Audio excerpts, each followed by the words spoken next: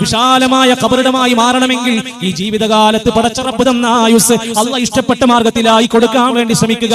അതാണല്ലോ അല്ലാഹു ഖുർആൻ പറഞ്ഞിരിക്കുന്നത്, കുല്ലു നഫ്സിൻ ദായിഖത്തുൽ മൗത്ത്, എല്ലാവരും മരിക്കും, സംശയമില്ല. ഔലിയാക്കന്മാർ മരിച്ചു, അമ്പിയാക്കന്മാർ മരിച്ചു, നമ്മുടെ കാരണവന്മാർ എത്ര പേര് ഈ പള്ളിക്കാട്ടിലേക്ക് നമ്മൾ കൊണ്ടുപോയി കബറടക്കിയവരാണ്. ഒരു നാൾ നമ്മളും ഇതുപോലെ മടങ്ങാനുള്ളവരാണ്. അന്ന് മടങ്ങി കബറടക്കം കഴിഞ്ഞാൽ അവസാനിക്കാത്തൊരു ലോകം വരാനുണ്ട്, പരലോകത്ത്. ആ പരലോകത്ത് വിലപിക്കുന്നവരായി മാറരുത്. സ്വർഗത്തിന്റെ സന്തോഷങ്ങൾ, പ്രസവമില്ലാത്ത, വേദനയില്ലാത്ത, പ്രയാസങ്ങളില്ലാത്ത, ജോലിക്ക് പോകേണ്ടതില്ലാത്ത ഒരു സ്വർഗം നമ്മളെ കാത്തിരിക്കുന്നുണ്ട്. അത് വെറുതെ പറയുന്ന വാക്കല്ല, മറിച്ചാണെങ്കിൽ നരകത്തിന്റെ ആളിക്കത്തുന്ന വിറകുകളായി മാറ്റപ്പെടുന്നതാണ്. നമുക്ക് താങ്ങാനാകുമോ? ദുനിയാവിന്റെ ചൂടിനേക്കാൾ 69 ഇരട്ടിയാണ് ചൂട്. ഒരു അയൺ ബോക്സ് പിടിക്കാൻ പറ്റുമോ? നമുക്ക് ഒരു തീപ്പെട്ടിക്കൊള്ളിയുടെ ചൂട് സഹിക്കാൻ പറ്റുമോ? ഇല്ല എങ്കിൽ ഈ ആളിക്കത്തുന്ന നരകത്തിൽ നിന്ന് നമ്മൾ രക്ഷപ്പെടണം.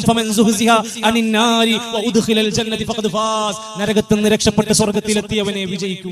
അതാണ് വിജയം. ഇവിടെ കിട്ടിയ വിജയങ്ങളൊന്നും വിജയമല്ല.